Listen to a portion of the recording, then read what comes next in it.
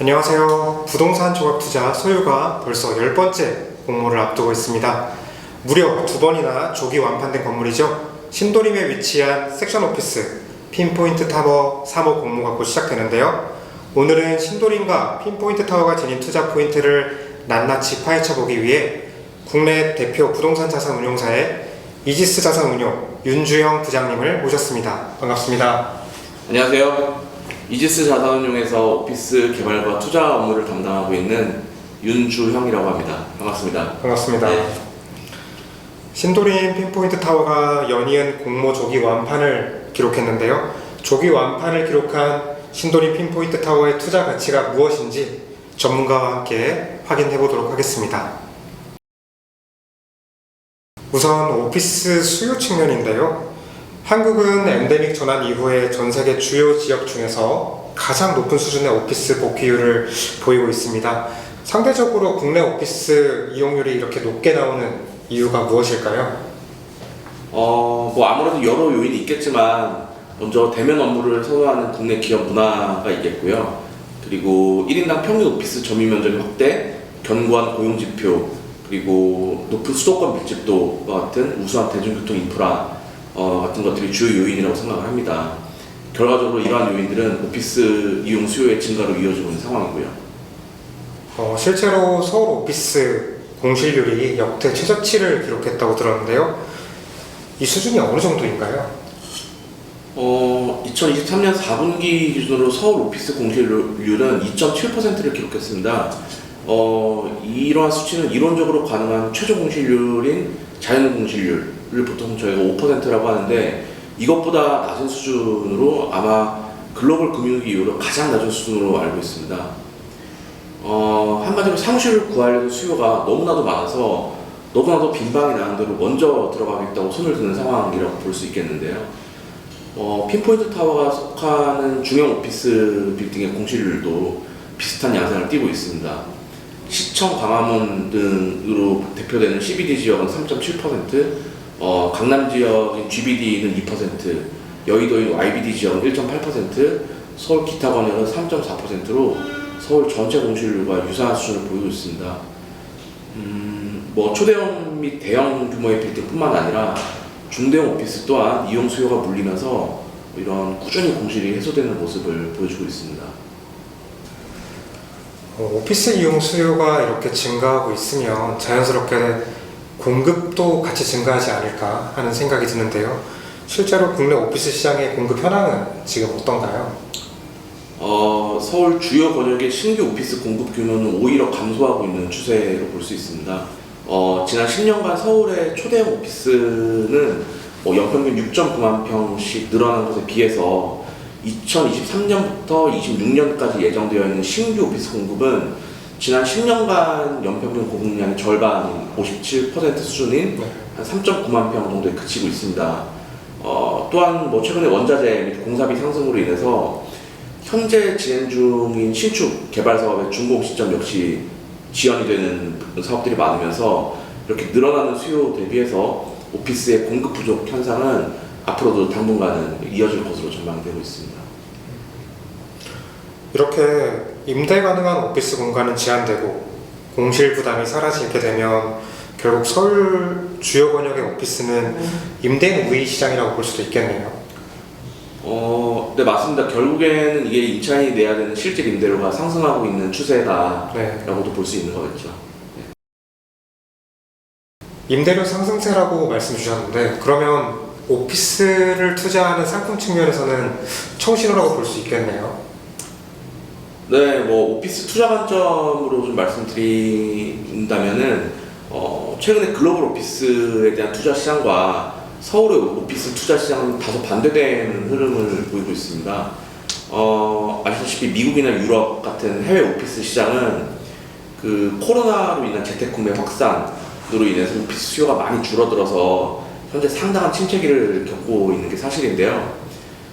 반대로 서울 오피스 시장은 이와 반대로 매우 안정적인 성장세를 유지하고 있습니다.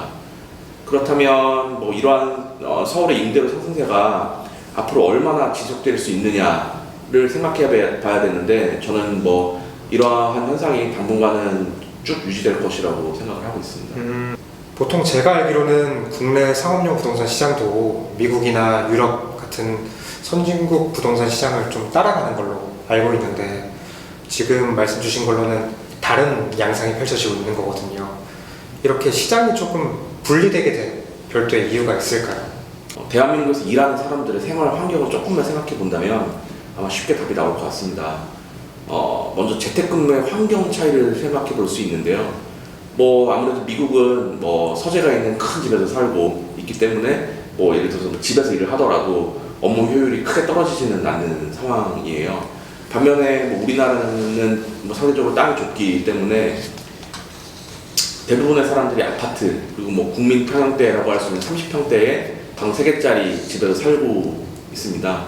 그래서 집안에 따로 서재가 없고 재택을 하게 되면 대부분 거실이나 부엌, 안방에 조그만 책상을 놓고 일하기 때문에 효율이 절대 나올 수 없는 집안 구조가 되는 거죠.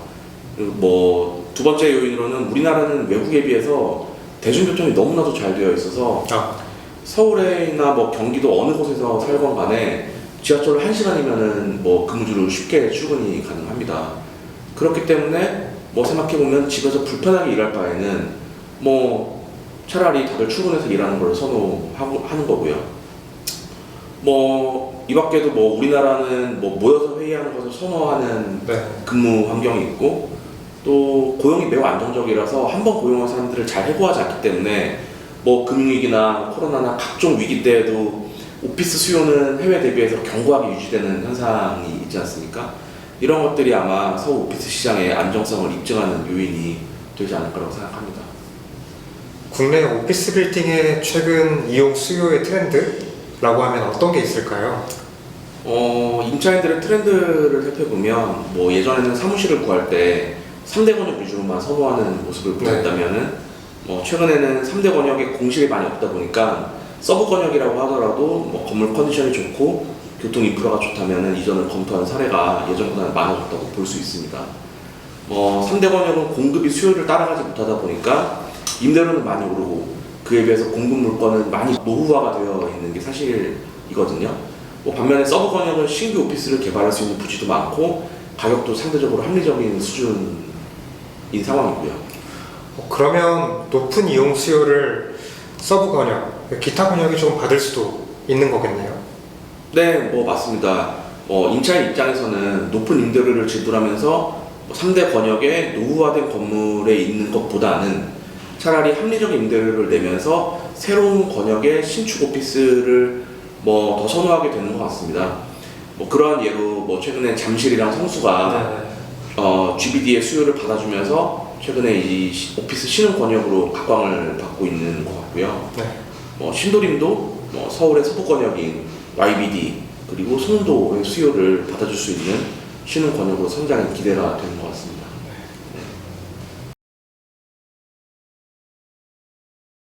조금 전 말씀 주신 대로 실제로 오피스 공급이 부족해지면서 그 높은 이용 수요들이 신도림과 같은 기타 권역으로 이동하고 있다고 들었는데요. 네, 맞습니다. 앞서 말씀드린 대로 최근 몇 년간 이어진 서울 주요 권역의 임대료 상승 그리고 공실 부족으로 인해서 기업들이 서울 기타 권역으로 오피스를 이전하는 사례가 증가하고 있습니다. 꾸준한 임차 수요의 오피스 임대료가 상향 평준화되면서 기업들은 상대적으로 저렴한 임대료를 찾아서 이동하고 있는 추세이고요. 그리고 오피스 공급 부족이 지속되면서 최근에 상업시설이나 호텔이 오피스로 용도를 변경하는 사례가 더 늘어나고 있습니다. 2023년 4분기 서울 오피스 공실률은 전 분기 대비해서 0.4%포인트 하락한 1.8%를 기록했습니다. 서울 지역 내 오피스 공실률이 평균 2%대를 이어가면서 상업시설의 업무 시설화가 계속될 것이라는 전망이 또 나오고 있고요. 주요 권역의 대체 지역으로서 신도림이 주목받을 수 있을 것 같은데요. 기타 권역에 위치한 여러 오피스 상권 중에서 신도림만이 가진 매력은 무엇인가요? 우선 신도림 하면 우수한 교통을 빼놓을 수가 없겠죠. 핀포인트 타워가 위치한 신도림은 서부 업무벨트의 중심지로서 뛰어난 접근성을 자랑하고 있습니다. 주요 업무 권역을 30분 내로 이동 가능한 최적의 위치이기도 하고요. 뭐 특히 2030년에 개통 예정인 GTX B 노선을 네. 빼놓고 얘기할 수가 없는데요. 그 GTX가 개통하게 되면 송도에서부터 신도림까지 15분이면 갈 수 있게 되는 겁니다. 보통 송도에서 차로 이렇게 가려면 1시간 이상 걸리는 거리인데 이게 단축이 된다면 굉장한 호재긴 하네요. 네, 맞습니다. 먼저 공항 접근성이 획기적으로 개선이 되면서 네. 뭐 아무래도 해외 출장이 낮은 기업들이 선호하는 입지가 될 것이고, 네. 두 번째로는 현재 송도의 정부가 주도적으로 만들고 있는 바이오 클러스터가 있는데 거기에 입주하고 있는 수많은 라이프 사이언스 기업들이 서울과 연계된 거점 오피스로서 신도림을 주목할 거라고 생각이 됩니다. 라이프 사이언스는 인구 노후화에 따라서 미래 유망 산업으로 분류되고 있는 분야이기도 한데요. 아무래도 성장 산업이다 보니까 투자 유치가 필수적으로 요구됩니다. 그래서 서울 내에서 투자랑 금융의 기능을 담당하고 있는 핵심 지역인 YBD 권역, 네. 그리고 송도를 잇는 그 중간 지점에 위치한 신도림이 아마 그 교두보 역할을 할 수 있을 거라고 기대를 하고 있고요. 네.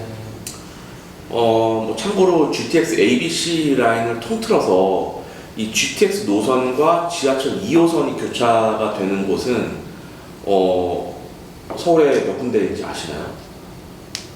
단 2군데밖에 없습니다. 아, 2군데밖에 없나요? 네, 바로 삼성역이랑 신도림역이에요. 네. 삼성역은 지금 이미 엄청나게 그 업무 권역의 핵심지로 되어 있는데 신도림도 그 정도까지도 성장이 될 거라고 생각이 할 수 있을 정도로 네. 기대가 되고요. 그래서 아무래도 서울에서 가장 중요한 순환 노선인 2호선, 그렇죠? 2호선과 광역철도인 GTX가 만나는 환승역의 가치는 아마 제가 굳이 설명하지 않아도 충분히 공감하실 요인이라고 생각합니다. 그리고 보통 저희가 이렇게 상업 지역, 오피스 지역이 가진 토지의 매력을 설명할 때는 이 지역이 중공업 지역이다, 아니면 어떤 토지의 용도를 많이들 이렇게 얘기를 하게 되는데요. 제가 듣기로는 신도림을 중심으로 해서 물레동이나 이런 일대가 예전 성수처럼 동일하게 중공업 지역이다, 그래서 더 매력이 있다, 이런 말들도 많이 들었는데 실제로는 어떤가요? 정확히 보셨습니다. 신도림 권역이 갖는 두 번째 매력이 바로 그 점인데요. 바로 신도림을 중심으로 물레동, 구로구 일대의 토지 용도가 대규모로 이 중공업 지역 구성이 되어 있거든요. 이 서울에 이 높은 건물을 지을 수 있을 만한 토지가 생각보다 많이 없습니다. 네. 대부분 주거단지이고 그 노선 상업 지역을 제외하면은 대부분 이 용적률을 높게 할 수 있는 지역이 많이 없는데요. 그 중공업 지역은 용적률을 400% 이상까지 받을 수 있기 때문에 높은 고층 건물을 짓기에 용이한 토지의 용도라고 볼 수 있어요.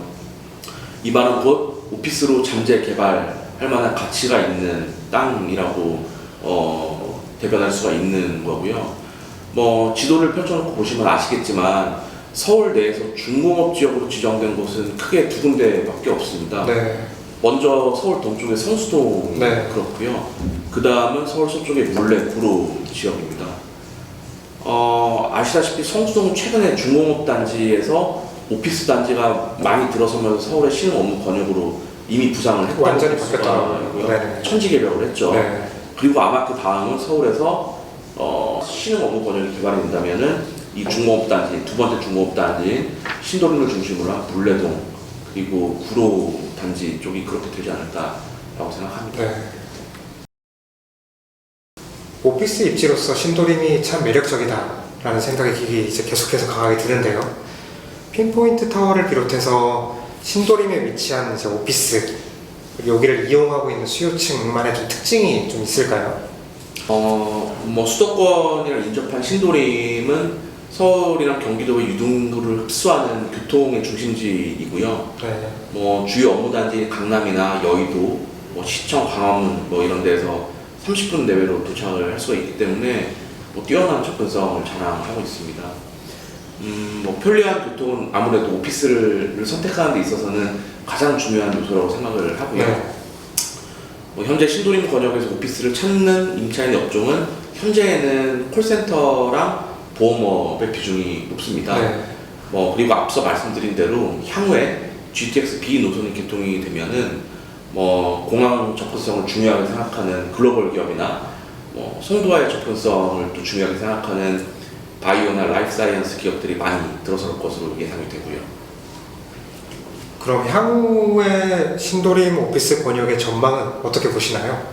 신도림은 서울 서남부권의 중심지임에도 불구하고 네. 상대적으로는 이때까지는 업무 시설이 많이 부족했던 게 사실이거든요. 신도림이랑 인근 지역의 공급 예정인 대규모 업무 시설들은 기타 번역으로 이전을 고민하는 기업들한테 새로운 합리적인 대안으로 떠오를 거라고 기대를 하고 있습니다. 끝으로 이제 부동산 자산을 개발하고 운영하는 이제 전문가 입장에서 오피스 자산을 개발할 때 중요하게 보는 요소가 어떤 게 있는지 궁금합니다.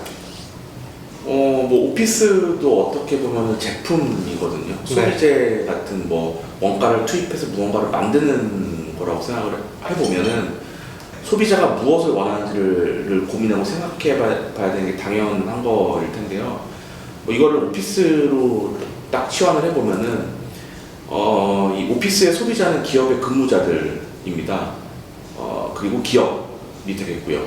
지금 제가 부동산업에 종사를 한다고 하더라도 부동산에만 몰두할 게 아니고 향후에 성장하는 산업이나 향후의 트렌드 이런 거에 대해서 항상 고민하고 연구해야 될 필요가 반드시 있다고 저는 생각을 하고요.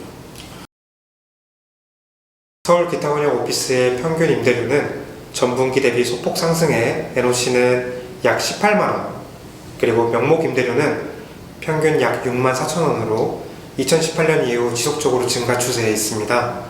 기타 권역의 임대료 상승세는 신도림 핀포인트 타워의 임대료에도 영향을 미치고 있는데요. 소유 10호는 기타 권역의 평당 임대료보다 높은 5만 2천 원의 임대료가 형성되어 있습니다. 향후 꾸준한 임대료 상승이 예상되는 만큼 신도림 핀포인트 타워 3호는 안정적인 배당 지급이 가능할 것으로 기대해 볼 수 있습니다. 부동산 전문가와 함께 상업용 부동산 시장, 그 중에서도 오피스 시장에 대해서 이용 수요와 공급 두 가지 측면에서 살펴보았습니다. 3대 권역으로 대표되는 주요 오피스 권역 외에 기타 권역의 오피스 시장은 늘어나는 이용 수요 대비해서 공급이 못 따라가는 현상이 발생하고 있기 때문에 장기간으로 매력이 더욱 증가할 것으로 보입니다. 신도림 오피스 또한 우수한 교통망을 기반으로 집적 효과가 더욱 강화될 것으로 보이는데요. 현재의 보험업 그리고 콜센터로 대표되는 서비스업 중심의 이용 수요에서 바이오, 라이프 사이언스 관련 업종으로 이용 수요가 더욱 확대될 것으로 보입니다. 장기적으로 신도림은 서울 주요 오피스 권역에서 벗어나 기타 권역으로의 오피스 이전을 준비하는 기업들에게 합리적인 대안이 될 것으로 보입니다. 그리고 오피스를 담은 투자 상품으로서도 안정성과 투자 매력이 해당되는 두 가지 토끼를 모두 잡을 수 있을 것으로 보입니다.